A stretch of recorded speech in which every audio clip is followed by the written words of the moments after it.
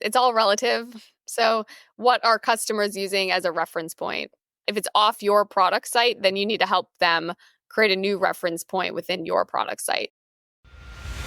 Coffee's for closers only. So we've established my proposal is sound in principle. Now we're just haggling over price. Let's see how much we're going for on eBay. Man, it's the same as Dunkin' Donuts. Costs 15 times the price. Welcome to Impact Pricing, the podcast where we discuss pricing, value, and the behavioral relationship between them. I'm Mark Stiving, and our guest today is Kristen Berman. Here are 3 things you'll want to know about Kristen before we start. She is the CEO and founder of Irrational Labs. She did that in 2011 and is still running it. She came from the world of product management, which I find fascinating. We'll talk to her about it. And she co-wrote a book with the one and only Dan Ariely called Hacking Human Nature for Good, a practical guide for changing human behavior. Welcome, Kristen. Great to be here. Thanks for having me. Okay, I always ask, how did you get into pricing? But for you, I want to ask, how did you get into behavioral economics? Great question. Yeah, I was at Intuit as a product manager, and I think doing the thing that many product managers do, which is talking to customers, trying to build features from those insights, and got quite disillusioned after a few of my features just failed. Trying to build first use features that get people to stay on and retain. And it was about that time that behavioral economics was really kind of coming into the zeitgeist, and people were talking about it. I ended up meeting Dan Ariely and creating a few side projects with him where we would do research together. We'd work with startups together. And the insight was, wow, as a product manager, I'm beating my head against the wall trying to figure out what customers want and what to build for them. And there is actually a science to that. There are tons of papers likely written about the exact thing you're working on right now. That's what we tell kind of the product managers today that we worked with and the designers. And we should start there. That's a reasonable starting place. And it creates a hypothesis about how and why we do something. And so when I met Dan, and started working with him, it was quite clear that this was maybe kind of the unlock or the shortcut that could really help the product world. And from that kind of experience, and ended up starting the behavioral economics group at Google with him. We ran that for 3 years and really got a fair amount of at-bats at driving behavior change across 25 teams at Google. And now Irrational Labs is basically across domains. We think about health problems, finance problems, misinformation at TikTok, connection at Airbnb. So lots of problems can take this behavioral economics lens. Okay, I cannot wait to ask you about some of those, and here's some examples. But before I do that, I want to talk about pricing. Right? Most of my listeners probably care a lot about pricing. And when I think of behavioral economics, it feels to me like it's almost always around the pricing domain, not around some other domain. And in fact, to make it even worse, I think of, okay, don't hate me for this. I think of behavioral economics as the thing you do when you're communicating the value and the price to your customer. Because if I communicate it well, they're more likely to say, yes, we've got reference prices and all these other issues that are going on. But I don't think of behavioral economics much in the product side. So why do I think about it in pricing, and why is it really relevant in product? Yeah, behavioral economics is about getting people to do anything. And most of the time we have these intentions. We want to have more time, save more, spend less, eat better, sign up for a new credit card. These are all things that we may say, I want to optimize my rate. I want to pay down my loan. And so whenever there's a behavior that somebody wants to do, in a perfect world, you would just tell them information about how to do it and we would do it. And we would be these kind of Spock levels econs that would execute on our intentions. And it turns out, sadly, I'm behind on email right now and I'm not going to work out today. And this is life. And so behavioral scientists study these decisions, and we study the environments that people are in to change the decision to match their intentions. And so as you can imagine, in a digital world, this is around changing the onboarding flows. This is around changing how the product features look, work, and are launched to get people to actually use them. And so what we've found in our work, and kind of the behavioral economics field has found as well, is that these small changes to the environment of decision-making can actually change behavior. And in our case, it's user behavior. So that's kind of one. That's why behavioral economics tends to be relevant for product. And we would say that product managers should really pay attention to the underlying psychologies that their customers have, which is particularly relevant for pricing, because, if you ask somebody willingness to pay, do you believe them? And, you're shaking your head no. And so that's really kind of the art and the science of behavioral economics, is trying to get to these underlying psychologies. And so when we're designing our pricing studies, when we're doing quantitative work or qualitative work, or just a behavioral audit of the system, we're thinking about how do you ask questions to elicit someone's actual preferences. Obviously, this is difficult, but we can get close. And then how do you actually design the features that would increase the likelihood that they would pay something or more for them? Okay. So first off, just to agree with you, I think if I were to show you any product and ask you what you're willing to pay for it, you don't even know the answer yourself. So how you could answer it for me, I have no idea. Yep. Right. So we're all in agreement that asking willingness to pay questions is pretty hard and not very accurate. But we try. We do our best in those types of surveys. Can you give us an example of product decisions that are made and how behavioral economics influences a product decision?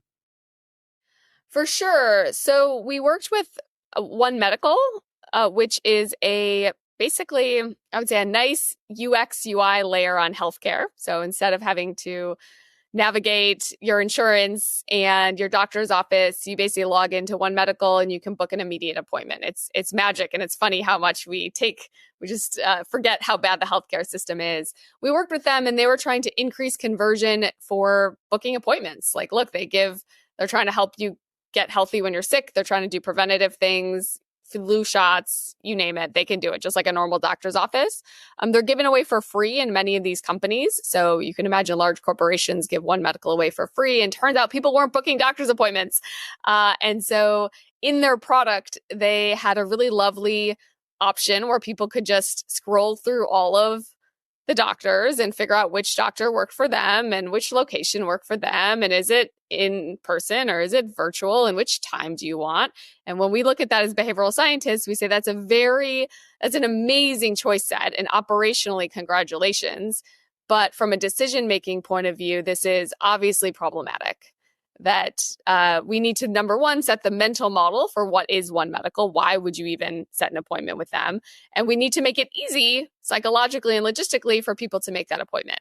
And so what we did is, instead of bearing this kind of, you have 3 clicks to get to this long list and then you'd have this decision fatigue when you get there, we pulled it out, we put in the onboarding field, we reduced choice, just recommended one doctor for them. We asked them a few questions up front to get their interest, have them say what was the issue. We said, this person could probably help you. Do you want an appointment? And then offered them appointments tomorrow.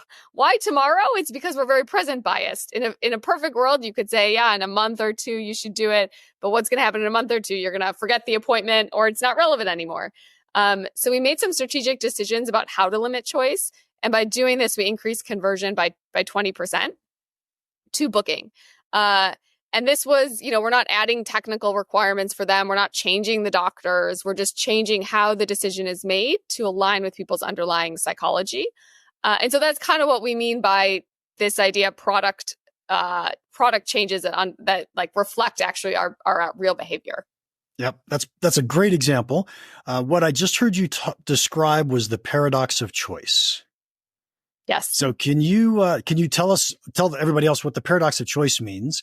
And then I'd like to hear from you, because I don't know the answer to this. What's the optimal number in the world of the paradox of choice? It's a man. I wish I could answer this it is 3, and that's not the answer I'll give you. So you'll have to forgive me for that. But the paradox of choice is just, in general, kind of say, we use the term cognitive overload, is where you are presented with a series of decisions or options, and you need to figure out which one is going to work for you and make some decision and then follow through. And turns out humans like choice. We actually are attracted to choice.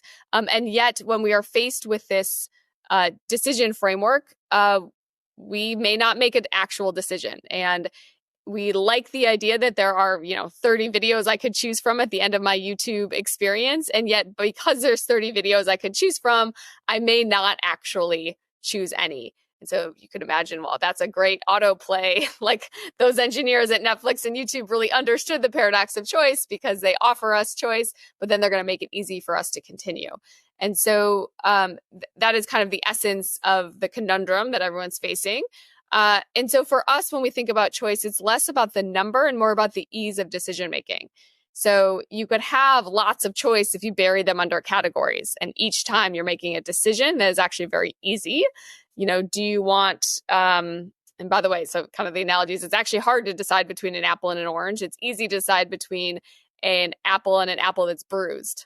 Like, of course, I want the apple that's not bruised. And so when we think about choice, some of these are, how do you make it easy for people to identify which product or SKU or option is good for them? We can use heuristics like recommended, discount, or categories. For if you shoe women's shopping, you have kind of fancy shoes or hiking shoes. There's no issue with kind of that type of choice. So we think deeply about how to frame the choice so that at each point, people have a very clear option of what to do. You can imagine timing things. So when you think about an empty text field versus a drop down, it's going to take people a lot longer. By the way, this is a choice. What do I write in the text field? It's going to take people a lot longer to fill that out. And that would represent some level of cognitive overload. They have to think about what they want to say. They have to evaluate all the options. They have to make a decision versus a drop down. You'd see 4 constrained choices. And it may be easier for people to do versus kind of this open text field. Fascinating example. So when I rarely say the words cognitive overload when I'm thinking about this concept. And I usually say something slightly different, and I'd love to hear your opinion. I usually say people are terrified to make a mistake. And so they'd rather not make a decision. Yeah, I think that there's different levels of kind of risk that goes around decision making. And so one is that we don't want to be wrong. And so we're actually very imaginative creatures where you can foresee a world where you make the decision and then you foresee a world where you are wrong with that decision. And so then you choose inaction versus choosing to take an action to make the decision. And it is easier many times to choose inaction than action. We forget that inaction is also a decision. And so like one intervention or solution that we've come up with and have tested is what we call forced choice. So people can't not make a decision. So we once launched a feature within a fintech app called Study, and we gave people the option to accept or decline the feature. Now, the product team was like, what are you doing? We don't want people to decline the feature. But in reality, if you X out the box or you don't do anything, you are implicitly declining the feature. And it's very easy to do that because, as you said, you're avoiding a decision. You don't want to make the wrong, maybe it's not worth your time. Maybe you're not going to like the feature. And so what actually happened is that more people, when we had accept decline, chose to accept the feature than when we had something like continue. Or we also did a progress bar, chose to continue because now the hard thing is to decline. And so we just totally flipped the paradigm that now you have to make a decision to decline and people don't want to make that decision. The easier decision is to accept. So I think kind of to your point is when you understand these kind of mechanisms that people may avoid making a decision at some level and actually you want them to make a decision. How do we make, the continuing, moving forward, learning more, trying it to actually be the path of least resistance versus not doing anything, which we are very good at not doing anything. We're very good at the status quo. Nice. Now, if only we could force people to make a decision between our products, right? You have to buy one of my products. That would be great. Yeah. I mean, it's at some level, this is a little bit of what B2B does is it's, you have budget for something. You have to use this budget by the end of the quarter. And salespeople know this. They know that there's some, declining budget and they're forced to make some decision. And so salespeople use things like discounts and deadlines to their advantage to get people to drive towards that decision. And in consumer products, maybe that's more of a tool we should be using as well. Yeah.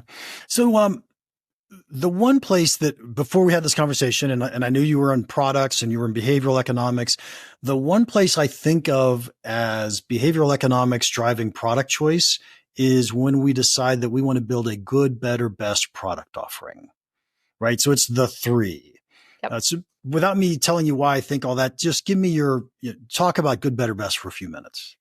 Yeah, good, better, best is an idea that basically how do you make choice simple? So in theory, this product team has actually like hundreds of ways that they could present the product. They have lots of features they could pair. And good, better, best allows me some decision heuristics.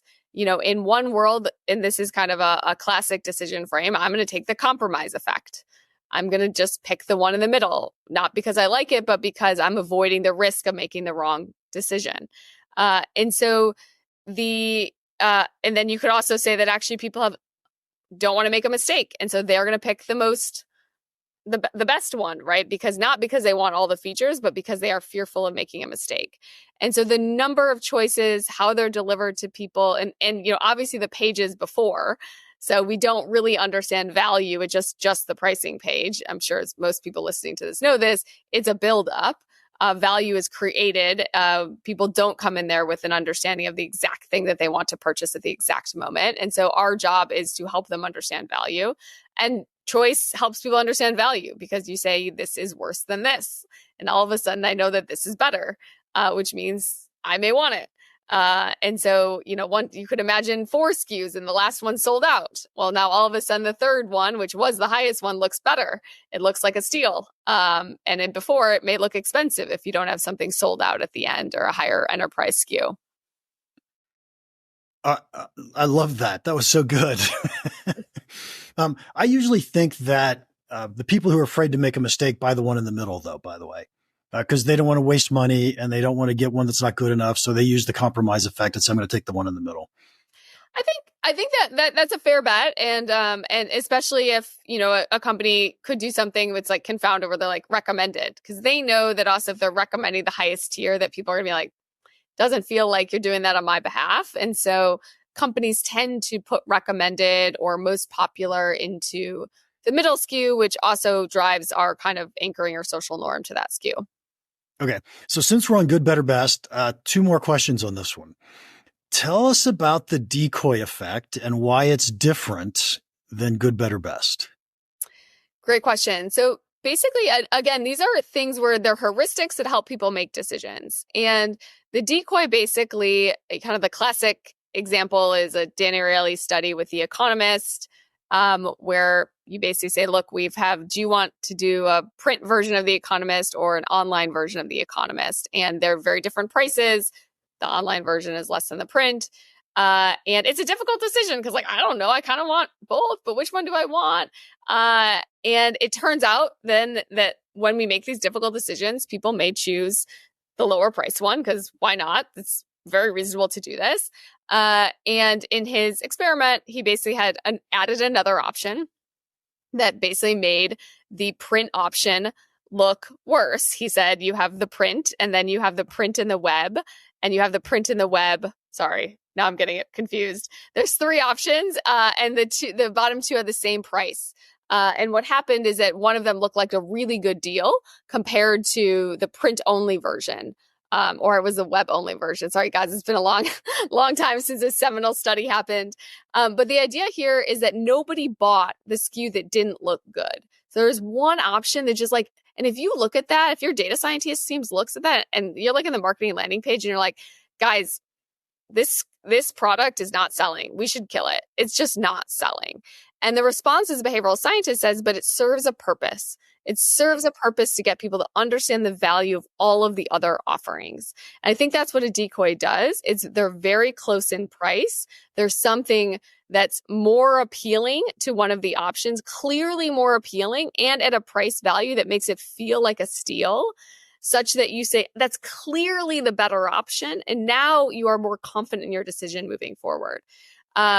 And that's what we want to give people as they're making decisions, confidence and reduce uncertainty, increase confidence in decision making. And when you put things close together, so it's just like this bruised apple or not bruised apple, it's easy to make the decision. I don't have to think about it. And we don't want people to like overwhelm themselves with analyzing each of the options. The matrix stuff always confuses me. It's like, do we want people to spend all the time analyzing your pricing matrix? Likely not. How do we help give people more heuristics when they're analyzing the product and want more detail versus just, here's a long list of things that I'm putting the burden on you to go read. Yeah. And so if I were going to repeat what you said on the decoy effect without using the economist example, good, better, best, we set better and best essentially at the same price or really, really close prices. But the value difference, the value delivered is obviously better in the best. It just makes the decision really easy for people. It's like obviously best is really better than easy. Better.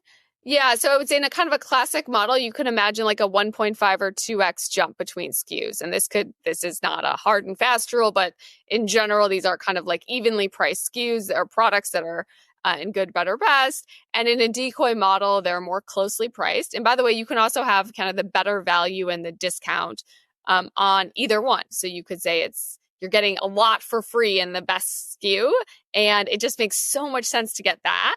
Or you could say that the kind of middle SKU is actually clearly the best option when you're comparing them. And the goal here is to really make it feel like you're getting it's an easy decision. Yeah. Okay. Now I'm going to ask a hard question. Great. Because I see companies do this wrong, at least in my mind, all the time. So in the world, if I'm going to present to you good, better, best as a product offering, and I'm a salesperson, I'm presenting it to you, the optimal way to present it is best, better, good. Right? Because if I present you best, you've set your heuristics now to, oh, this is what I'm getting. And when I offer you better, the losses loom larger than gains in behavioral economics, of course, right? So the loss is in the product and the gain is in the price discount. But yet every single website says good, better, best, which essentially says the loss is in the price I have to pay and the gain is in the product. So explain this whole story to me, would you please? Yeah, I think there's something to ease of cognition. So I think you're right that basically like anchoring works. And if I were to present to you, let's say, I have something I'm selling, I say it's $50 and you say, oh, interesting. I was like, and then there's a few options for, 30 and 10. And otherwise I would say I have something that's $10 and then I also have a $50 option. Now all of a sudden 50 sounds very expensive. You have to move me from the anchor of 10. In the opposite world, you're moving me from the anchor of 50. 10 feels cheap and 30 feels reasonable.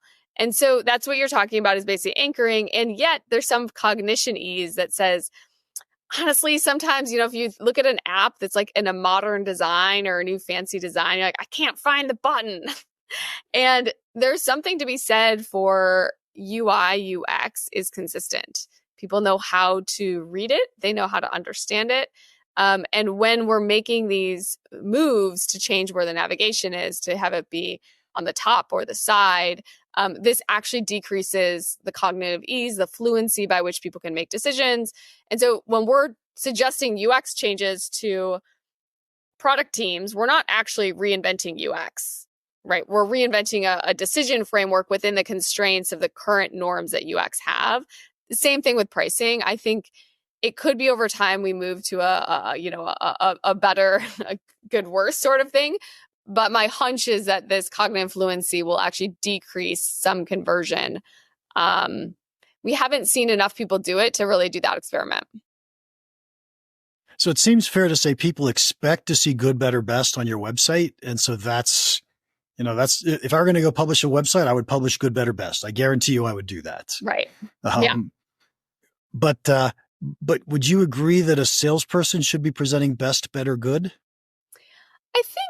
I think that's reasonable to do. Everything is kind of with context. I think the idea of basically saying, what do you want to take away from the product, is a nice frame. And you have, if you're a Notion, you have all the AI you're trying to sell to the enterprise client. You have AI features. It comes with this.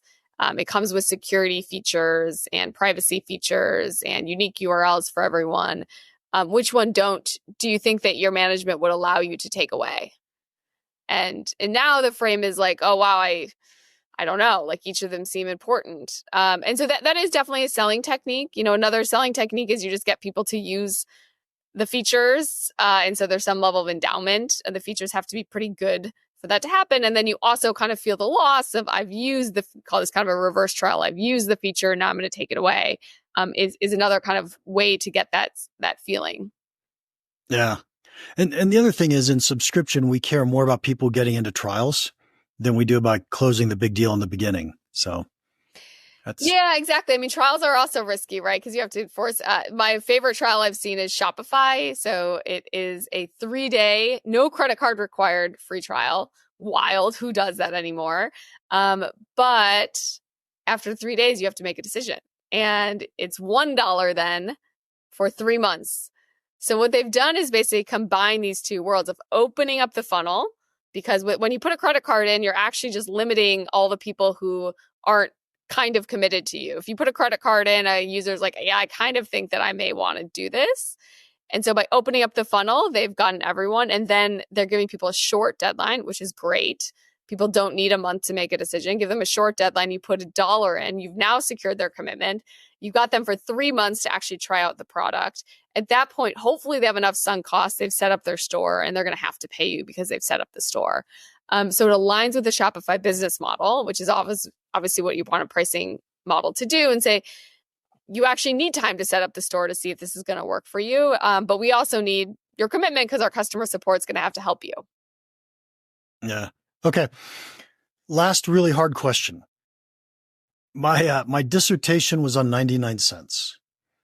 And without telling you what I think, I just have to ask you, tell me, why do you think companies or people behave weirdly around the price ending? Yeah, we're simple creatures. I think we use heuristics or this would be my hot take. I think we use heuristics very quickly to make a call on if this is in our price range. So if you were to give choose if you want to give a discount to something, usually if it's under $100, you'd use some percentage. And if it's over $100, you'd use a dollar amount, because 20% will feel different if it's a larger price discount than if it's a smaller and price discount. And so what is that? What is the takeaway there? Is like, oh, we just like larger numbers. So if it's like you're getting 20% off, but in a different world, you get $200 off, 200 feels bigger than 20%. And so we're using the heuristic on how big the number is to make a lot of fairness decisions. And so, yeah, so I mean, I think it's just the first number that you're solving for. I would say at this point, people, I think the latest research is it still works. And I would imagine that over time, if you want to be a Airbnb brand, you're not going to use $9.99 because you understand that this could cheapen, quote unquote, the brand. And so there is a level of branding that has gotten involved that says maybe it doesn't work for some brands in some luxury markets to do, but I believe it still actually has power. You tell me. I believe it still actually has power. I'll give you the 2 reasons it works, at least according to me, which may not be right.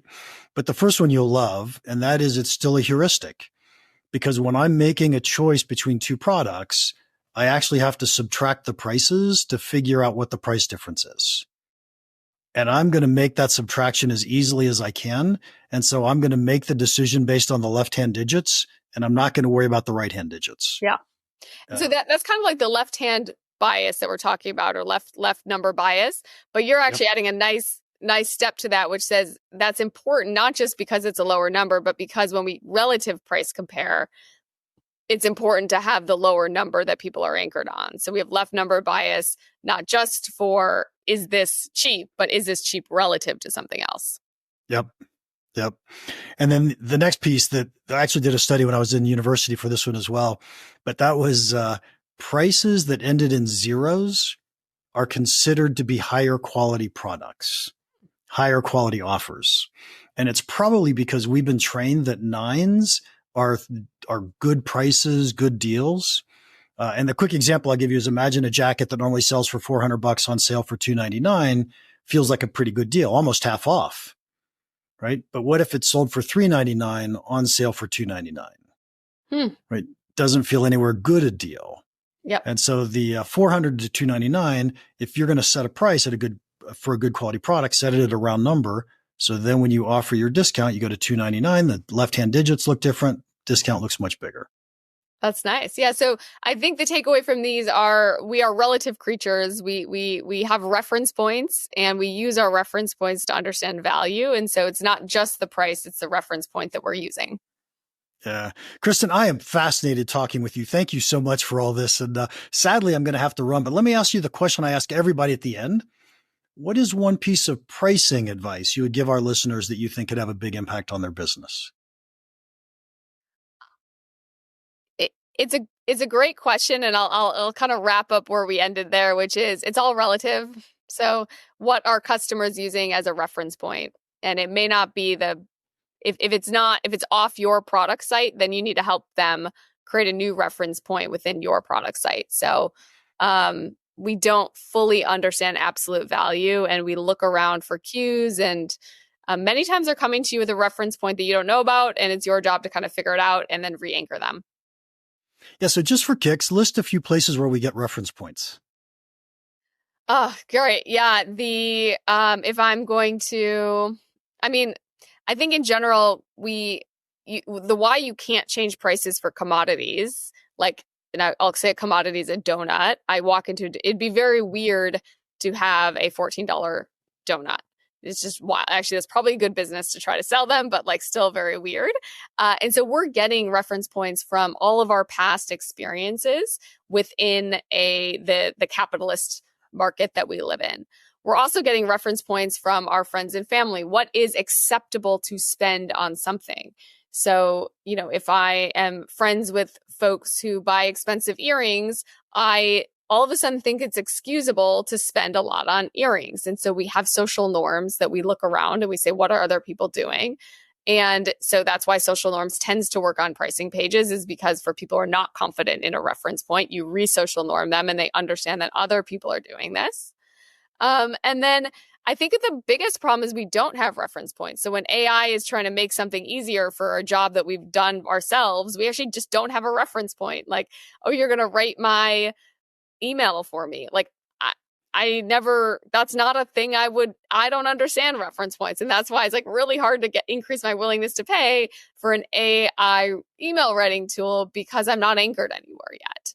Yeah. It's also the biggest opportunity a startup has is because they can create the anchor in the market. And so, if you're coming into a pre-anchored market, you don't have as much ability to play. But if you are a startup without an anchor, you just have to drive the reference points up. Yeah. So pricing a revolutionary product is the hardest single thing to do in the world of pricing, right? And it's because there is no reference point. There's nothing to compare it to. Yeah. So exactly. And then the thing is, right, this is the Steve Jobs, you set the first Apple iPhone, or the first iPhone that came out. He created his own reference point. He said, look, it's $399. He's like, oh shoot, that's too high.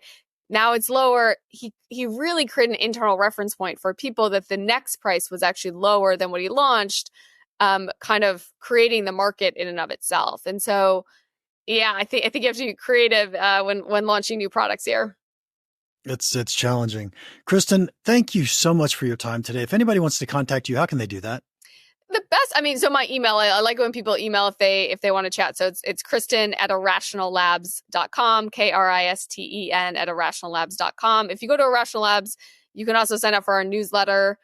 We send you interesting behavioral economics studies, applied case studies, tidbits and tricks. And then I have a Substack that tears down products. So I do a 5-minute video most weeks where I will go into a product and apply these psychology insights to help the product team think about what they could be changing. Fun. And I'm going to go sign up as soon as we hang up here. Great. To our listeners, thank you so much for your time. If you enjoyed this, would you please leave us a rating and a review? And if you have any questions about this podcast or pricing in general, feel free to email me, Mark at impactpricing.com. Now, go make an impact.